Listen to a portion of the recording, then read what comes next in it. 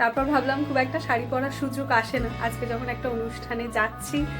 এই চুলটা বের করেছে, মানে ওই দিনটা একেবারে এপিক ছিল। এখন 6:45 বাজে, আমি রেডি হয়ে গেছি। এই যে সমানে আমার পায়ে জড়িয়ে যাচ্ছে, আমি হাঁটতেও অবধি পারছি না।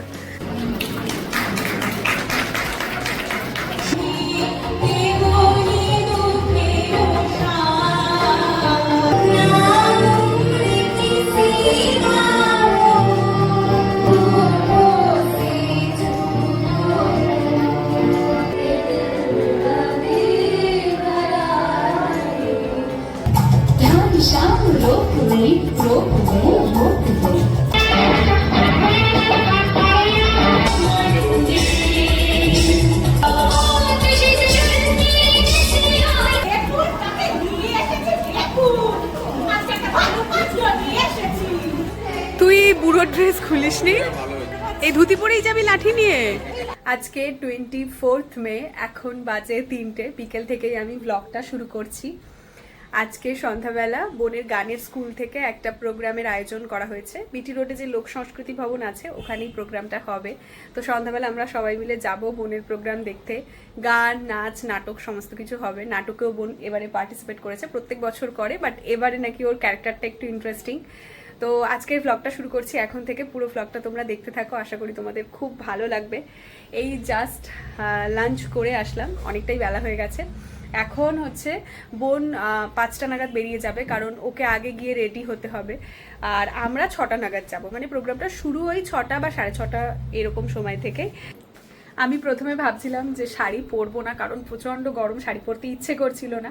তারপর ভাবলাম খুব একটা শাড়ি পরার সুযোগ আসে না, আজকে যখন একটা অনুষ্ঠানে যাচ্ছি, আর সেই জন্য ভাবলাম যে শাড়ি পরি। খুব একটা শাড়ি পরার তো সুযোগ হয় না, তো এই সুযোগটা হাতছাড়া করবো না।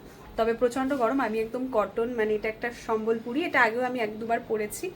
এটা পরলে না খুব আরাম, মানে অনেকেই ভাবো হয়তো যে শাড়ি মানেই খুব গরম করে, বাট যদি ফেব্রিকটা তোমরা একটু কমফোর্টেবল চুজ করো তাহলে কিন্তু শাড়ি গরমেও শাড়ি পরলে খুব আরামই লাগে। তো এই শাড়িটা পরছি, আর এটার সঙ্গে আমি একটা ইক্কতের ব্লাউজ পরছি। এই যে আমি এই সম্বলপুরিটা পরছি, এটার পাটটা আমার খুব ভালো লাগে, এটার কালারটাও ভীষণ মিষ্টি, আর তার সঙ্গে এই ইক্কতের ব্লাউজটা পেয়ার করব। এই যে বুনু এখন প্যাকিং করতে বসেছে সব জিনিসপত্র নিয়ে, কি জুয়েলারি নেবে, কি কি জামা কাপড় নেবে, মানে ওর যে আউটফিট আছে আজকে, ওইটা দেখা না একটু। আচ্ছা, ও আজকে ধুতি পরবে, ওর ক্যারেক্টারটা হচ্ছে ঘটক, ও আজকে ধুতি পরবে। মা আজকে সকাল সকাল ধুতি বের করে দিয়েছে। এখানে ওই যে বয়স্ক লোকের আউটফিটটা ছিল না, কালকে দেখালি আমাকে। হ্যাঁ, ওইটা একবার দেখা। মাও বোধহয় দেখেনি। মা ওটা একবার দেখো, সাদা পাঞ্জাবি আছে আর তার সঙ্গে জহর কোট। এই যে আজকে ও ঘটক সাজছে, ওই জন্য পাউডারও নিয়ে নিয়েছে, চুলগুলোকে পাকা চুল করতে হবে তো। আর এটার উপরে এটা, মানে এইটার উপরে এটা পরবি। আর মাথায় চুলগুলোকে কিভাবে ঠিক করবি? ইচ্ছা আছে একটু খোপাই করব, আর তারপরে এইখান সামনেগুলোতে একটু পাউডার দিয়ে দিবি, কারণ চুলটা খুললে তো অনেকটা বড় হয়ে যাবে। হ্যাঁ ওই হ্যাঁ, কারণে ইচ্ছা আছে খোপাই রাখবো চুলটা। ওদের গ্রিন রুমে মানে কারোর কোনো গার্জিয়ানের অ্যালাউ নেই, মানে সবকিছু স্টুডেন্টরা নিজেরাই সাজতে হবে, একে অপরকে হেল্প করবে। এই সিস্টেমটা ভালো যদিও, কারণ গ্রিন রুমে যদি গার্জিয়ানরা ঢুকে যায় তাহলে একটু মেস ক্রিয়েট হয়ে যায়। তো তার জন্য সবাই নিজেরা সাজবে, আর যারা বড়রা রয়েছে তারা ছোটদের হেল্প করবে। এভাবেই হয়ে আসছে প্রত্যেক বছর। এইখানে নেই, একটা দেখবি আর্সেলানের বিরিয়ানির কৌটো আছে, ওইটার মধ্যে আছে। আমার জুয়েলারির এত কৌটো কাউটি, বাবা কি আর বলবো। আমার মা আর পিঙ্কি প্রায় গত আধা ঘন্টা ধরে ঝগড়া করছে এই নিয়ে যে একটা ব্লাউজ অল্টার করছে দুজনে মিলে। একজন হচ্ছে সে মেশিন জানে, সে অনেক কিছু শিখে গেছে, আর আমার মা হচ্ছে, মায়ের মনে হয় মা অনেক বেশি জানে। এই নিয়ে দুজনের মধ্যে তর্ক বিতর্ক চলছে। আমার মায়ের স্টিচ পিঙ্কির পছন্দ হচ্ছে না, আবার পিঙ্কিরটা মায়ের পছন্দ হচ্ছে না। বুঝতেই পারছি না, ওটা মায়ের নিয়ম। মা এত বছর ধরে যা করে এসছে মাকে করতে দে না। গোলটার আশেপাশে ঘর করে কি হবে ওটাতে? কি জ্বালা, পুরনো জেনারেশনের সাথে নতুন জেনারেশনের একটা ঝামেলা চলছে। তোমার ব্লাউজ নিয়ে নাও। একদিন সন্ধ্যাবেলা আমরা সবাই মিলে এমনি জাস্ট বসে গল্প টল্প করছিলাম, কিছুক্ষণ পর ও আমাকে বলছে যে আমার চুলটা একটু আঁচড়ে দিবি। আমি বলছি ঠিক আছে। তারপর কোন চুলটা বের করেছে আমি তোমাদেরকে একবার দেখাচ্ছি। এই চুলটা বের করেছে। একটু আগে আমাদেরকে বলছিল চুলটা আঁচড়ে দিবি, পরক্ষণে ব্যাগ থেকে দেখছি এই চুলটা বের করেছে। মানে আমি আর পিঙ্কি লিটারালি ভয় পেয়ে গেছি।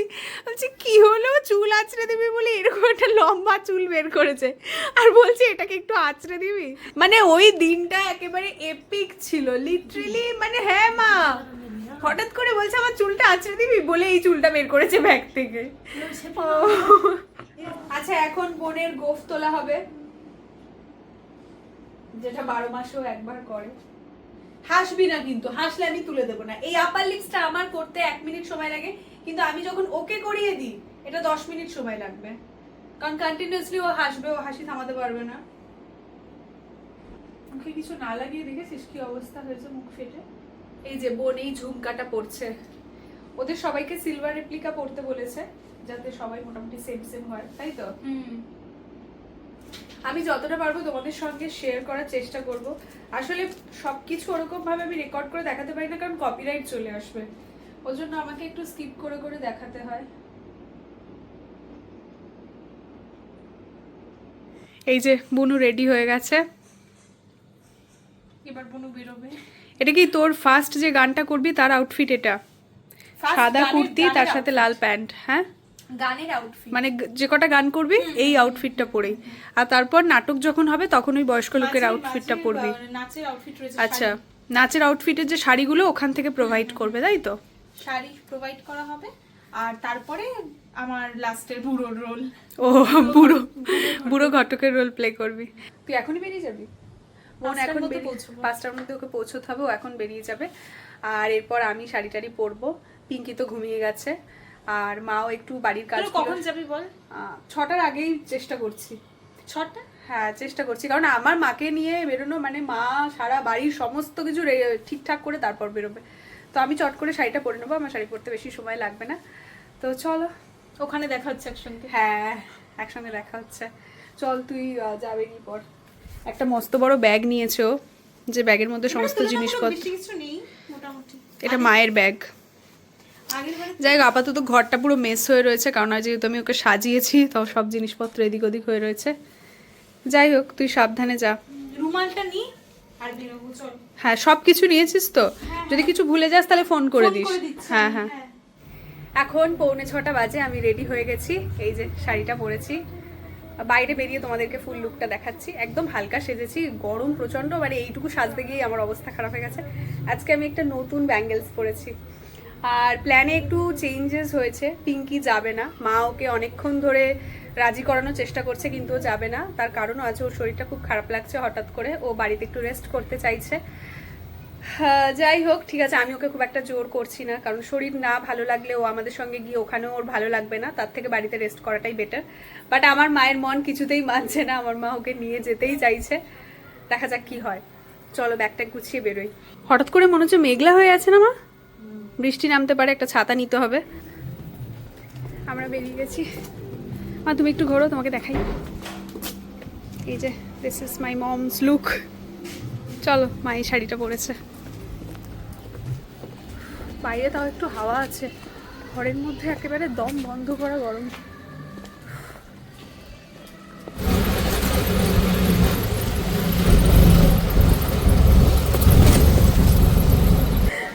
আজকে আমার কি হয়েছে জানি না, এই শাড়িটা আমি আগেও অনেকবার পরেছি, বাট আজকে গরমের মধ্যে পরার পর সমানে আমার পায়ে জড়িয়ে যাচ্ছে, আমি হাঁটতেও উঠতে পারছি না। আর কোনো রকমে যাচ্ছি, সামনে লোক সংস্কৃতি ভবন, ওখানেই প্রোগ্রামটা হচ্ছে। বাংলা সাহিত্যের যে কোনো শাখা সম্পর্কে লিখতে তিনি আগ্রহী। ছোট গল্প, নাটক নিয়ে লিখেছেন। লেখালেখি অবশ্যই তার অন্যতম প্যাশন, আর রয়েছে জীবন সম্পর্কে এক ইতিবাচক ধারণা। এই রবীন্দ্র অনুরাগী, এই বিশেষ সাহিত্য অনুরাগী অহনা সাহা। বোনের নাম কখন রাখবে? আগে বড়দের মনে হচ্ছে, তারপর ছোটদের।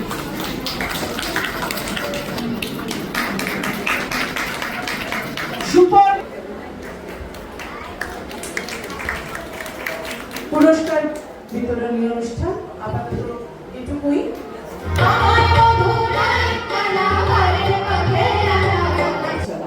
একক সঙ্গীতে তিতিশা হালদার, রবীন্দ্রসঙ্গীতে তিতিশা হালদার। সর্দি শরীরটা ভালো লাগছিল না। তোমার নামটা কি জানো? তোমার নামটা ঈশিকা।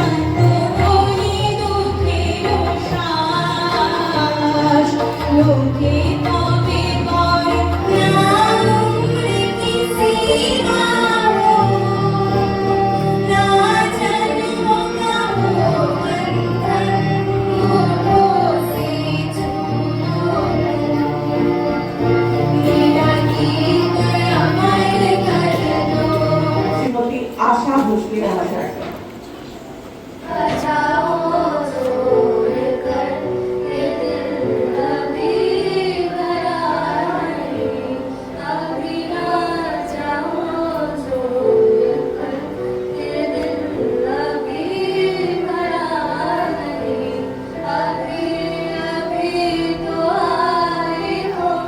এখন ঘর মোড়ে পরদেশিয়া এই গানটাতে পারফরমেন্স হবে।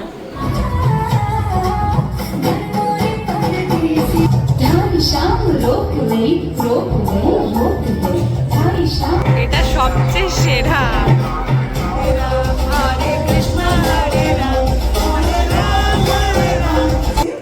যে সময় ওরা ওয়েট করে আছি পিরিয়ডটাকে ধরে ডান্সটা বলিউড রেট্রো আমাদের এখনকার উপস্থাপনা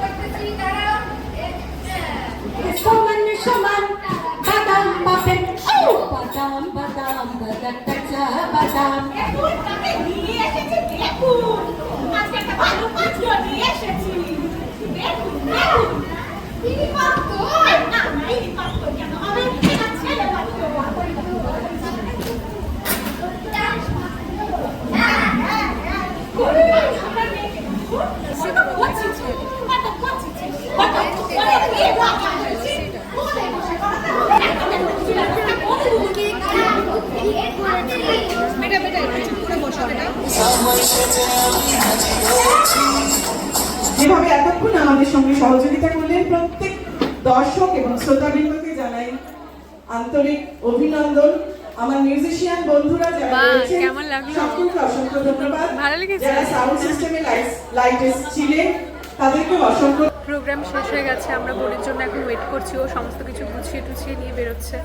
তুই বুড়ো ড্রেস খুলিসনি? এই ধুতি পরেই যাবি লাঠি নিয়ে? হাই ভগবান। তোমার মেয়ের পারফরমেন্স তোমার কেমন লাগলো? সুন্দর হয়েছে?